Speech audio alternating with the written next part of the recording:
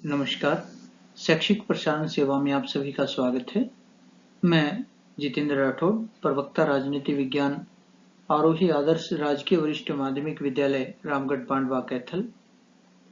आज हम आपकी 12वीं कक्षा की राजनीति विज्ञान की पाठ्यपुस्तिका स्वतंत्र भारत में राजनीति के अंतर्गत अध्याय संख्या नंबर 6 लोकतांत्रिक व्यवस्था का संकट, इसका अध्ययन करेंगे। ये पहला भाग है और इसमें हम निम्न बिंदुओं का अध्ययन करेंगे। इस अध्याय में आप पढ़ेंगे लोकतांत्रिक व्यवस्था का संकट। लोकतांत्रिक व्यवस्था का संकट कैसे उत्पन्न हुआ?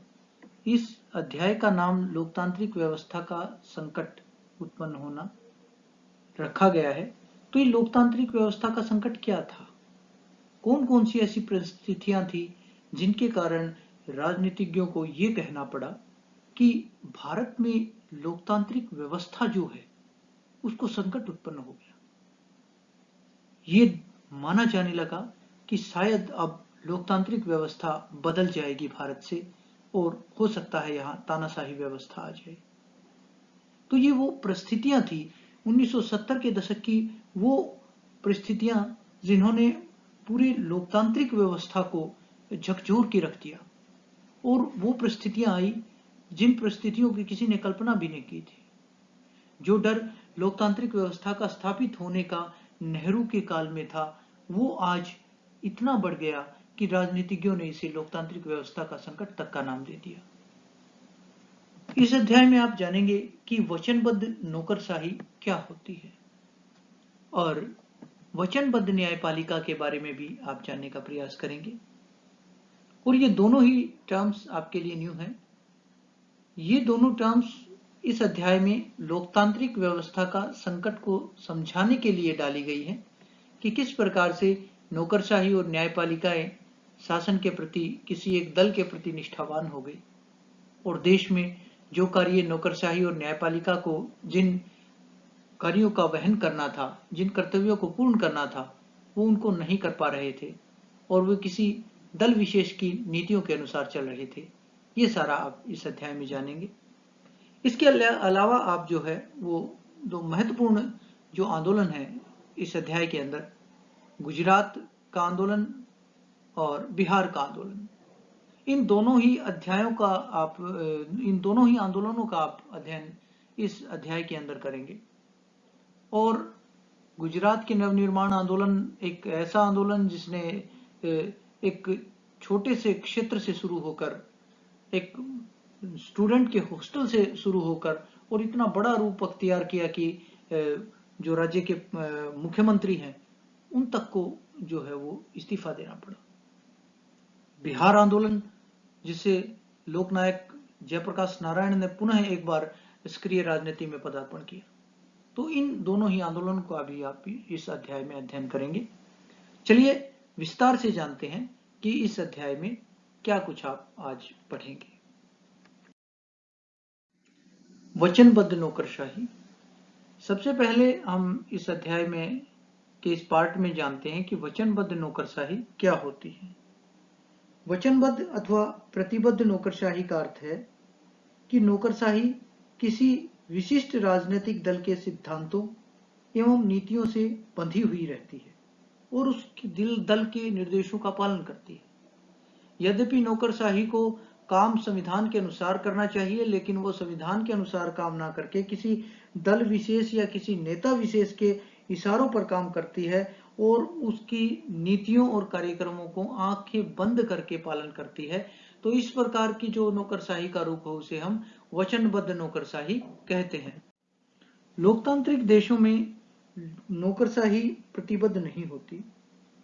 इंग्लैंड, अमेरिका, स्विट्जरलैंड आदि देशों में प्रतिबद्ध नौकरशाही का चलन नहीं है, परंतु साम्यवादी देशों जैसे चीन है, चाइना के अंदर वचनबद्ध नौकरशाही पाई जाती है। वहां एक राजनीतिक दल है, साम्यवादी राजनीतिक दल। समस्त नौकरशाही साम्यवादी दल की नीतियों का पालन करवाने के पीछे काम करती है और उसी दल के प्रति वो प्रतिबद्ध रहती है, वचनबद्ध रहती है। तो इस प्रकार की नौकरशाही जो है वो साम्यवादी देशों में तो पाई जाती है, लेकिन लोकतांत्रिक देशों में ऐसी जो वचनबद्ध नौकरशाही का चलन नहीं पाया जाता। प्यारे बच्चों, हम वचनबद्ध नौकरशाही को अधिक विस्तार से जानें, इससे पहले हम नौकरशाही शब्द का अर्थ लेते हैं कि नौकरशाही क्या होती है। नौकरशाही, जिसे अंग्रेजी में ब्यूरोक्रेसी कहा जाता है, वास्तव में फ्रांसीसी भाषा के दो शब्दों ब्यूरो, जिसका अर्थ होता है डेस्क, और क्रेशी, जिसका अर्थ होता है शासन, इन दो शब्दों से मिलकर बना है, जिसका अर्थ होता है डेस्क की सरकार या शासन, अर्थात वो शासन व्यवस्था जो डेस्क के अनुसार चलाई जाती है। नौकरशाही सेवकों का ऐसा संगठन है जो पद सोपान की व्यवस्था में गुथा हुआ है। इनकी नियुक्ति या भर्ती प्रतियोगिताओं के माध्यम से होती है। एक लंबे समय तक ये अपने पदों पर बने रहते हैं और इन्हें विभाग की बारीकियों का ज्ञान होता है। असल में अगर हम कहें तो लोकतंत्र को चलाने वाले वास्तविक व्यक्ति यही नौकरशाह है। आपके जिले के डीसी हैं, एसपी हैं, अन्य प्रशासनिक सचिव हैं, वो सारे क्या हैं? नौकरशाहों का एक अंग है। तो शासन व्यवस्था को ये नौकरशाह ही चलाते हैं।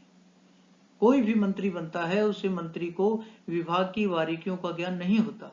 ये नौकरशाह उस मंत्री को विभाग की बारीकियों का ज्ञान कराते हैं, अपितु उन्हें ये भी बताते हैं कि शासन किस प्रकार से चलता है। तो ये लोकतांत्रिक व्यवस्था की रीढ़ है। और अगर नौकरशाही स्वतंत्र और निष्पक्ष रूप से काम करेगी तो लोकतंत्र जो है वो अपने आप ही अच्छे तरीके से चल पाएगा। और यदि नौकरशाही किसी दल विशेष के प्रति प्रतिबद्ध हो जाती है, उसकी नीतियों के प्रति प्रतिबद्ध हो जाती है, तो ऐसी स्थिति में हम कह सकेंगे कि वहां पर लोकतांत्रिक ठीक तरीके से नहीं चल रहा। क्योंकि ये मंत्रियों को, हम बार बार मैं इस बात को कह रहा हूं कि इनको विभाग की बारीकियों का ज्ञान होता है, तो ये मंत्रियों को अगर कोई वो इस प्रकार का कार्य करते हैं जो संविधान सम्मत नहीं है, संविधान के अनुसार जो कार्य नहीं है, तो ऐसे कार्यों को करने से रोकते हैं। वो अपनी सलाह देते हैं और मंत्री इनकी सलाह मानते भी हैं। लेकिन अगर ये नौकरशाह मंत्रियों को सलाह देना ही बंद कर दें, केवल वो जो बात कहें उसी बात को माने, उसी के अनुसार काम करें और संविधान को देखे ही ना, तो आप समझ सकते हैं कि किस प्रकार की शासन व्यवस्था चल पाएगी। और यही भारत के अंदर हुआ। 70 का दशक एक ऐसा दशक था जब भारत ने वचनबद्ध नौकरशाही के दंश को झेला है। हमारी नौकरशाही जो उस समय से स्वतंत्रता से इतनी सशक्त थी, लेकिन कहीं न कहीं 70 के दशक में एक धब्बा हमारी नौकरशाही पर लगा और वो वचनबद्ध होने का जो उनके ऊपर एक इल्जाम आया, वो कहीं न कहीं कुछ हद तक सही भी था। तो आइए बच्चों, अब हम भारत के अंदर वचनबद्ध नौकरशाही का विकास और उसकी समस्याओं का अध्ययन करते हैं। भारत में वचनबद्ध नौकरशाही या दलीय आधारित नौकरशाही को विकसित करने का श्रेय श्रीमती इंदिरा गांधी को जाता है 1970 के दशक में। इंदिरा गांधी ने सार्वजनिक मंचों से नौकरशाही और नौकरशाहों की आलोचना करना शुरू किया।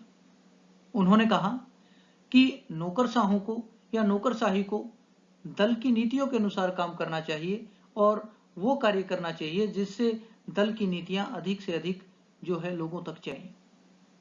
न केवल इंदिरा गांधी अपितु जो अन्य कांग्रेस पार्टी के वरिष्ठ नेता थे, उन्होंने भी इस बात पर बल दिया कि जो हमारी नौकरशाही है उसे दल के अनुसार काम करना चाहिए। सी राजगोपालाचार्य जैसे राजनीतिज्ञों ने वचनबद्ध नौकरशाही पर टिप्पणी करते हुए लिखा था कि यह सिद्धांत देश को बर्बाद कर देगा। और इसके पीछे क्या कारण थे, क्यों उन्होंने ऐसा कहा? इसके पीछे दो महत्वपूर्ण कारण हैं। पहला, वचनबद्ध नौकरशाही की जो धारणाएं हैं वो लोकतांत्रिक देशों के लिए नहीं है। वो ऐसे देश पर तो कामयाब हो सकती हैं या ठीक बैठती हैं जहां एक दल का शासन है, जैसे साम्यवादी शासन व्यवस्था चाइना में थी, वहां पर तो संभव है, लेकिन ये भारत जैसे देश पर लागू नहीं होती। दूसरा, लोकतांत्रिक राज्यों में इस सिद्धांत को नहीं अपनाया जा सकता, क्योंकि लोकतांत्रिक शासन प्रणाली में अनेक राजनीतिक दल होते हैं और सत्ता आते जाते रहती है। तो अगर इस प्रकार की व्यवस्था अगर अपना ली जाए तो हमारा देश का विकास जो है वो दलों की इस हेर फेर में उलझ कर रह जाएगा, और नौकरशाही देश को सही दिशा देने की अपेक्षा दल की नीतियों का पालन करवाने और उन्हें आगे बढ़ाने में ही लगी रहेगी। तो इस प्रकार की व्यवस्था जो है वो लोकतांत्रिक देशों के लिए तो कतई सही नहीं थी। वचनबद्ध न्यायपालिका। बच्चों, किसी भी लोकतांत्रिक देश की प्रशासनिक एवं राजनीतिक व्यवस्था में न्यायपालिका रूपी अंग का महत्वपूर्ण योगदान होता है। हम जानते हैं लोकतंत्र में न्यायपालिका स्वतंत्र होनी चाहिए, अन्यथा प्रजातंत्र की सरकार नहीं चल सकती। न्यायपालिका की सफलता इस बात पर आधारित है कि वह प्रशासन तथा वैधानिक हस्तक्षेप से मुक्त हो। न्यायाधीश निष्पक्ष, ईमानदार, निडर, स्पष्टवादी हों। वे दलीय राजनीति से मुक्त होने चाहिए ताकि वो निष्पक्षता के साथ वो निर्णय दे सके और ऐसी व्यवस्था स्थापित हो सके जिससे देश के अंदर देश के लोगों का शासन व्यवस्था या न्याय व्यवस्था के अंदर विश्वास बना रहे। लेकिन आप उस तथ्य की कल्पना कीजिए कि जब न्यायपालिका भी संविधान के अंदर लिखे हुए कानूनों को ना मानकर और किसी दल विशेष की नीतियों के अनुसार चलना शुरू कर दे तो वहां क्या स्थिति होगी। यही परिस्थिति वचनबद्ध न्यायपालिका कहलाती है कि जब न्यायपालिका संविधान के अनुसार काम ना करके किसी दल विशेष की नीतियों के अनुसार काम करना प्रारंभ कर दे तो उसे वचनबद्ध न्यायपालिका कहा जाता है। इसी प्रकार से हमने थोड़ी देर पहले किया था बच्चों वचनबद्ध नौकरशाही। वचनबद्ध नौकरशाही का भी अर्थ यही है कि जब नौकरशाही संविधान के अनुसार काम ना करके और किसी दल विशेष या किसी नेता विशेष के पद चिन्हों पर चलकर काम करे तो उसे वचनबद्ध नौकरशाही कहा जाएगा। जब न्यायपालिका ऐसा करती है तो उसे वचनबद्ध न्यायपालिका कहा जाएगा। यानी कि न्यायपालिका जो है वो किसी दल की नीतियों के प्रति वचनबद्ध हो गई। अब भारत में ऐसा समय एक दौर आया जिस समय हमारी न्यायपालिका जो है वो वचनबद्ध होती नजर आई। लेकिन न्यायपालिका वचनबद्ध कैसी हुई, इसके पीछे भी कुछ कारण थे और न्यायपालिका को मजबूर किया गया कि वो किसी दल विशेष की नीतियों के अनुसार काम करे, वो किसी दल विशेष के दबाव में काम करे, वो वही निर्णय दे जो वो दल कहे। और ऐसा उदाहरण हमारी राजनीति के अंदर 1970 के दशक में आता है। अब जो न्यायपालिका है इसको वचनबद्ध करने के लिए कौन कौन से कदम उठाए गए, कौन कौन सी वो बातें थी जिनके कारण न्यायपालिका जो है उसको मजबूर होना पड़ा वचनबद्ध होने के लिए, तो उनकी हम चर्चा करते हैं। तो वचनबद्ध न्यायपालिका के लिए सरकार द्वारा किए गए उपाय या उठाए गए कदम कौन कौन से ऐसे कदम थे जिनके माध्यम से सरकार ने जो है वो बाधित कर दिया न्यायाधीशों को कि वो किसी दल विशेष के प्रति काम करना प्रारंभ कर दें। पहला कार्य था न्यायाधीशों की नियुक्ति। यद्यपि न्यायाधीशों की नियुक्ति एक बड़ा ही सरल और बड़ा ही पारदर्शी तरीके से की जाती है, राष्ट्रपति महोदय जो निर्धारित योग्यताएं रखता है उसे न्यायाधीश नियुक्त करता है सर्वोच्च न्यायालय में। लेकिन इस दौरान जो 1970 का दशक था, इस दशक में क्या हुआ कि जो नियुक्तियां थी उनका निर्णय प्रधानमंत्री के हाथ में आ गया। प्रधानमंत्री का निर्णय अंतिम निर्णय माना गया और उच्च न्यायालय के न्यायाधीशों की नियुक्ति में जो मुख्यमंत्री हैं उनके का निर्णय लिया जाने लगा। 1973 में सीनियोरिटी के सिद्धांत को तिलांजलि देकर मुख्य न्यायाधीश को की नियुक्ति करना इस बात का स्पष्ट प्रमाण संकेत मिलता है कि न्यायाधीशों की नियुक्ति का जो प्रक्रिया थी वो कहीं न कहीं न्यायिक व्यवस्था के ऊपर, न्यायाधीशों के ऊपर दबाव बना रही थी कि वो एक दल विशेष की नीतियों के अनुसार काम करें। दूसरा तरीका क्या अपनाया गया? न्यायाधीशों की नियुक्ति में वरिष्ठता की अनदेखी। अब आप ये पूछेंगे वरिष्ठता का सिद्धांत क्या होता है? देखो बच्चों, हमारा जो सर्वोच्च न्यायालय है या उच्च न्यायालय है, उन न्यायालयों के अंदर जो न्यायाधीश हैं उनकी नियुक्ति होती है एक निश्चित योग्यता प्राप्त करने के बाद। मान लीजिए सर्वोच्च न्यायालय के न्यायाधीश हैं, सर्वोच्च न्यायालय के अंदर न्यायाधीश जो है वो बनने के लिए किसी जो उच्च न्यायालय के अंदर या तो किसी ने 10 वर्ष तक एक अच्छे वकील के रूप में काम किया हो, या फिर 5 वर्ष तक किसी भी राज्य के उच्च न्यायालय में जो है वो जज के रूप में कार्य किया हो, या फिर वो राष्ट्रपति जी के नजर में कानून का एक अच्छा ज्ञाता हो। उस व्यक्ति को उच्च न्यायालय में, सर्वोच्च न्यायालय में न्यायाधीश नियुक्त कर दिया जाता है। अब सर्वोच्च न्यायालय में एक मुख्य न्यायाधीश और अन्य न्यायाधीश होते हैं। तो जो मुख्य न्यायाधीश है उसकी नियुक्ति कैसे होती है? मुख्य न्यायाधीश उन जो अन्य न्यायाधीश हैं उनमें से जो सबसे वरिष्ठतम होता है, सेवा के अनुसार, उम्र के अनुसार नहीं, सेवा के अनुसार, यानी कि जो लंबे समय से सर्वोच्च न्यायालय में न्यायाधीश के रूप में काम कर रहा है, अधिक समय से, सबसे अधिक, सामान्यतः राष्ट्रपति महोदय उस न्यायाधीश को जो है वो मुख्य न्यायाधीश नियुक्त करते हैं। लेकिन 1970 के दशक में ऐसा नहीं हुआ। श्रीमती इंदिरा गांधी ने वचनबद्ध न्यायपालिका के लिए न्यायाधीशों की नियुक्ति में वरिष्ठता की अनदेखी की तथा उन न्यायाधीशों को पदोन्नत किया जो सरकार के प्रति वफादार थे। उदाहरण के लिए श्रीमती गांधी ने J.M. Select, K.S. हेगड़े तथा A.N. ग्रोवर की वरिष्ठता को अनदेखा किया और श्री A.N. राय को सर्वोच्च न्यायालय का मुख्य न्यायाधीश नियुक्त कर दिया। हालांकि वरिष्ठता की दृष्टि से A.N. राय चौथे नंबर पर आ रहे थे, लेकिन पहले के 3 जो न्यायाधीश थे वो खुददार थे, वफादार थे अपने कार्य के प्रति, अपने संविधान के प्रति, और उन्होंने सरकार की नीतियों पर चलने से मना कर दिया। तो उनकी वरिष्ठता की अनदेखी की गई और श्री A.N. राय को सर्वोच्च न्यायालय का मुख्य न्यायाधीश नियुक्त किया गया। अब ये स्थिति जब आई तो जो 3 वरिष्ठ न्यायाधीश थे, सेलेट साहब, हेगड़े साहब और ग्रोवर साहब, उन्होंने क्या किया? अपने पद से त्यागपत्र दे दिया। इसी प्रकार की अनदेखी 1977 में पुनः श्री H.R. खन्ना की वरिष्ठता की अनदेखी करके श्री M.H. बेग को सर्वोच्च न्यायालय का मुख्य न्यायाधीश बनाया गया। तो न्यायपालिका को वचनबद्ध करने के लिए यह हथकंडा भी अपनाया गया कि न्यायाधीशों की नियुक्ति में वरिष्ठता की अनदेखी की जाए और जो न्यायाधीश सरकार के प्रति वफादार हो, चाहे वो वरिष्ठता क्रम में भले ही नीचे हो, लेकिन उसे उच्च पद दिया जाए, मुख्य न्यायाधीश उसे नियुक्त किया जाए, ताकि वो सरकार की नीतियों के अनुसार और दल की नीतियों के अनुसार काम करे। न्यायपालिका के निर्णयों का कार्यपालिका द्वारा विरोध।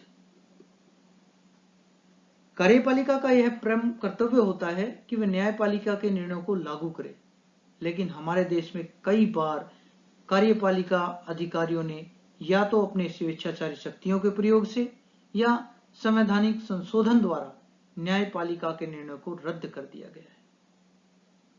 और ऐसा ही एक उदाहरण हमारे सामने आया, गोलकनाथ बनाम भारत सरकार का मुद्दा था, जिसमें उच्चतम न्यायालय ने संपत्ति और अन्य अधिकारों को अटल माना है और कहा कि संसद इनको भंग नहीं कर सकती।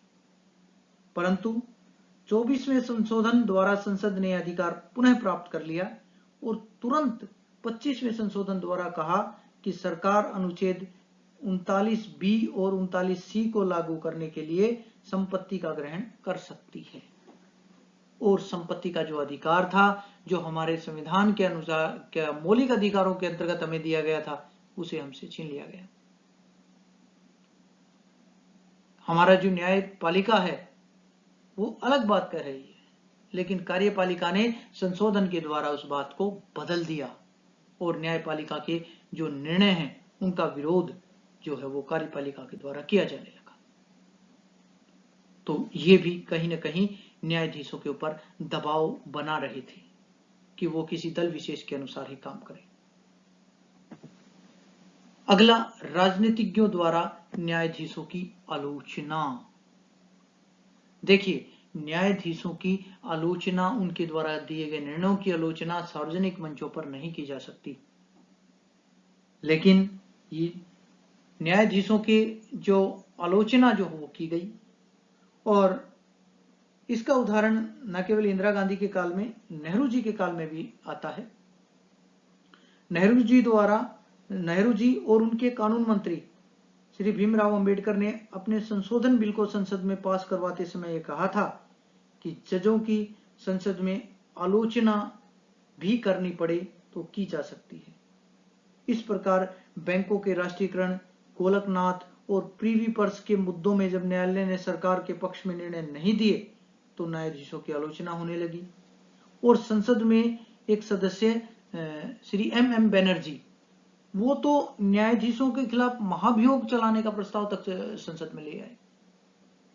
तो ये सारी व्यवस्थाएं क्या थी, कहीं ना कहीं न्यायाधीशों के ऊपर दबाव बनाने का प्रयास थी कि न्यायाधीश अपने संविधान और अपने कर्तव्यों का निर्वहन ना करके उस दल और पार्टी के जो निर्णय हैं उनका निर्वहन करें। तो इस प्रकार की वचनबद्ध न्यायपालिका को जो है वो अपनाने के लिए या लागू करने के लिए भारत में हथकंडे अपनाए गए।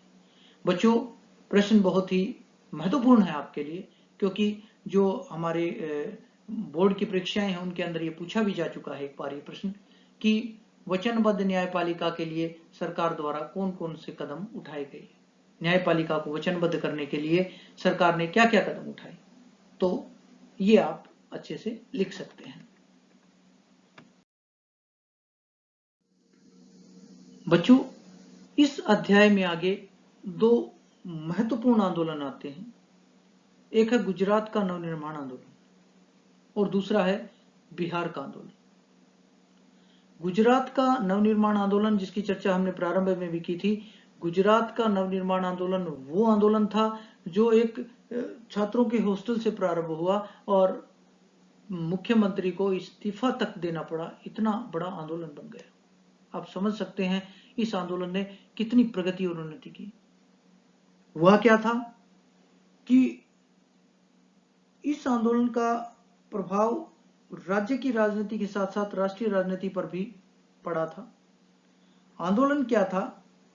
जनवरी 1974 में गुजरात के अहमदाबाद के एनडी कॉलेज ऑफ इंजीनियरिंग के छात्रावास में खाने के खर्च में 20% की वृद्धि कर दी गई।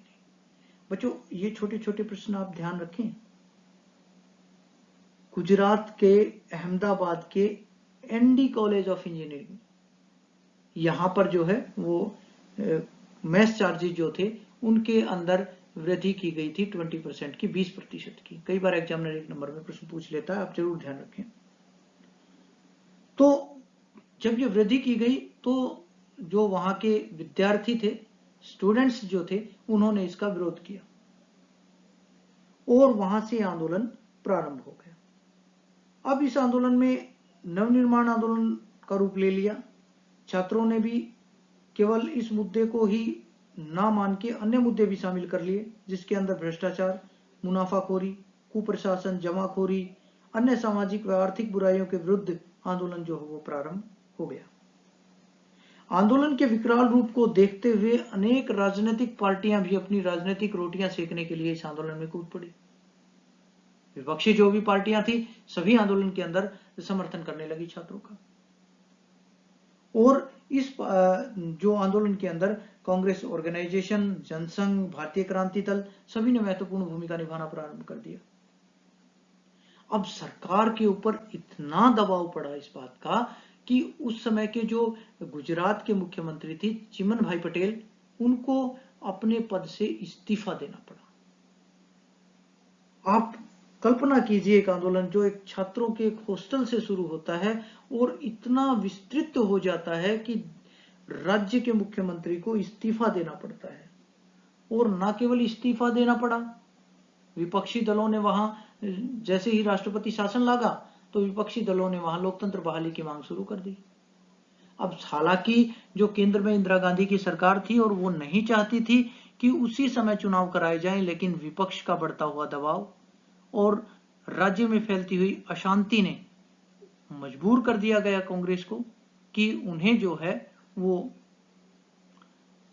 वहां पर लोगों से चुनाव कराने के लिए वायदा करना पड़ा और चुनाव करवाने पड़े।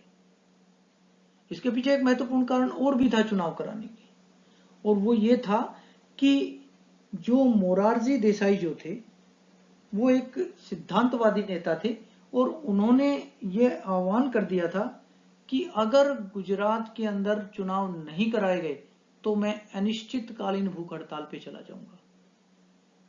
सरकार दबाव में आई, चुनाव कराए गए और इन चुनावों के अंदर जो है वो कांग्रेस की बुरी तरीके से हार हुई और कांग्रेस विरोधी दल की सरकार बनी। तो इस प्रकार कांग्रेस को यहां लगने लगा कि कहीं ना कहीं उसकी राजनीतिक जड़ें अब हिलने शुरू हो गई और श्रीमती इंदिरा गांधी को मजबूरन जो है वो आपातकाल लगाना पड़ा। अब इसी कड़ी में जो दूसरा आंदोलन है वो देखते हैं हम।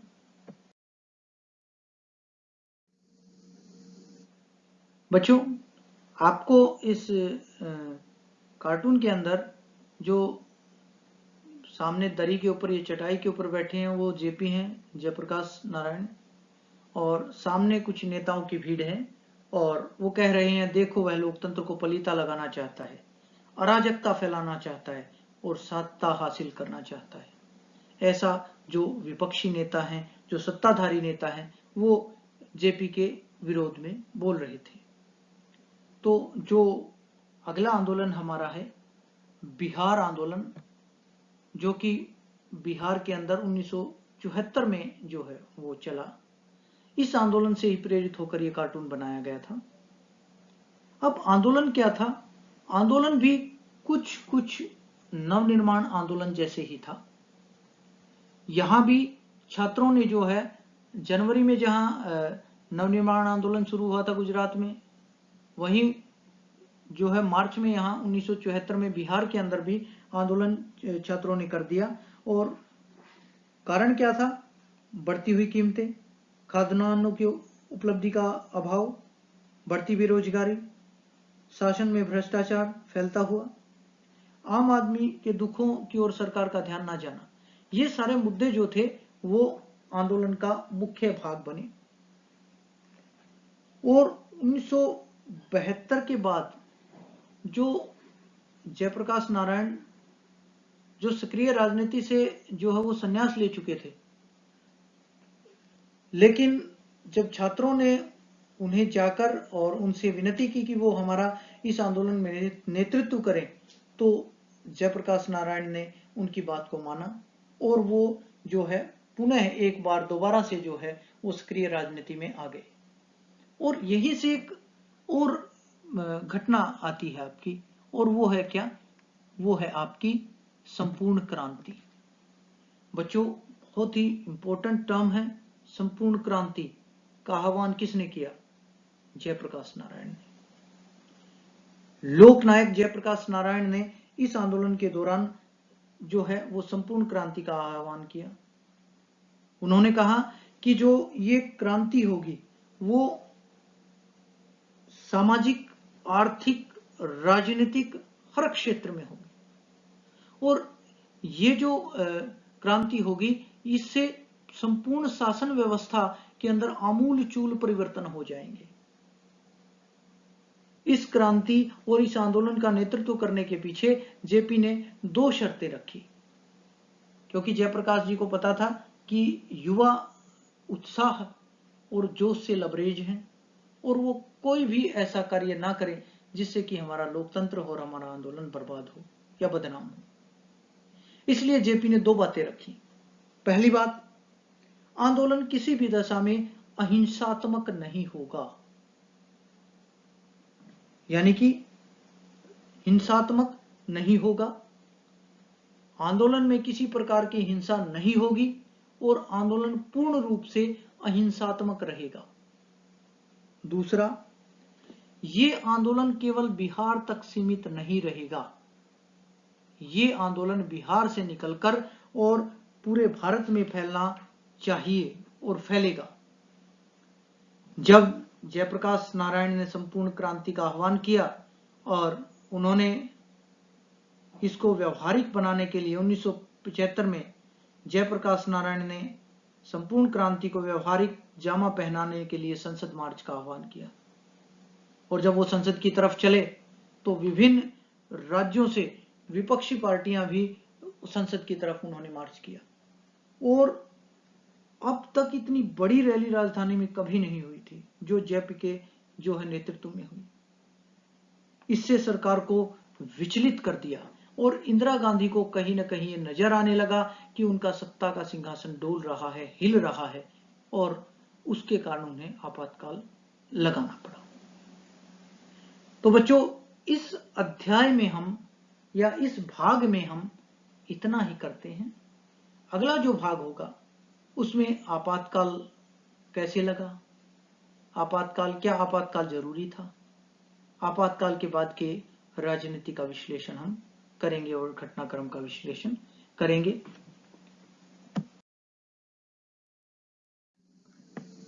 प्यारे बच्चों, आशा है आपने बड़ी तन्मयता के साथ इस पूरे लेक्चर को सुना होगा, और जहां कहीं भी ऐसा कोई वक्तव्य आया है जो एग्जाम की दृष्टि से आपके लिए महत्वपूर्ण है, आपने नोट भी किया होगा, तो आइए अब जानते हैं कि आपने इस अध्याय के दौरान क्या सीखा।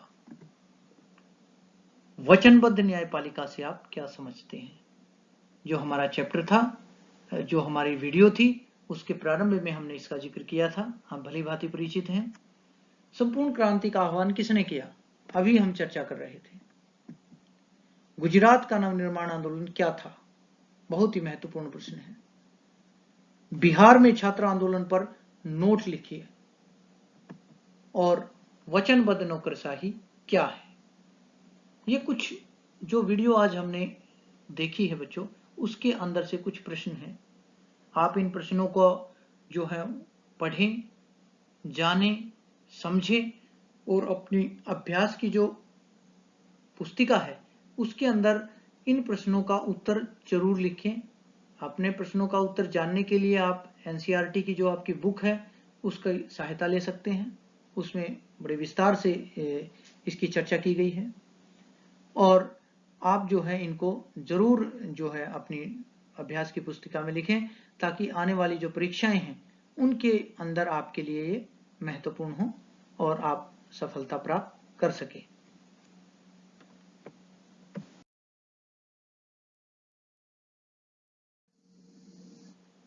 पूरी तन्मयता के साथ आपने ये लेक्चर सुना, और वीडियो का जो अगला भाग होगा उसके अंदर हम इस अध्याय का जो बचा हुआ हिस्सा है उसका अध्ययन करेंगे। तब तक के लिए धन्यवाद।